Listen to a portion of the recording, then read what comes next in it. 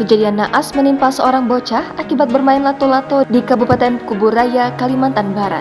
Korban berinisial AN, 8 tahun, harus menjalani operasi setelah serpihan lato-lato masuk ke bagian matanya. Meskipun AN sudah membaik, kondisi matanya belum 100% sembuh. Penglihatan AN masih kabur dan rutin menerima obat tetes.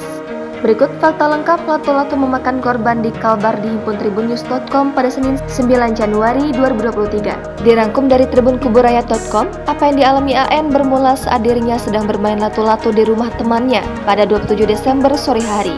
Setelah puas bermain, AN pulang ke rumah dengan kondisi mata yang memerah. Ayah korban, Ari Julianto, lantas bertanya kepada sang anak terkait kondisinya. AN awalnya tidak mau menjawab pertanyaan ayahnya itu. Ari terus membujuk hingga akhirnya AN berani bercerita. AN mengaku saat bermain matanya tidak sengaja terkena serpihan dari mainan lato-lato. Kabarnya menimpa AN sempat viral dan menjadi bahan perbincangan warganet. Ari membenarkan kejadian yang menimpa anaknya itu. Ia menjelaskan setelah kejadian Ari membawa anaknya ke dokter praktik di Kimia Farma untuk menjalani pemeriksaan. AN kemudian dirujuk ke RSUD Dr. Sudarso Pontianak untuk menjalani operasi pada 29 Desember lalu.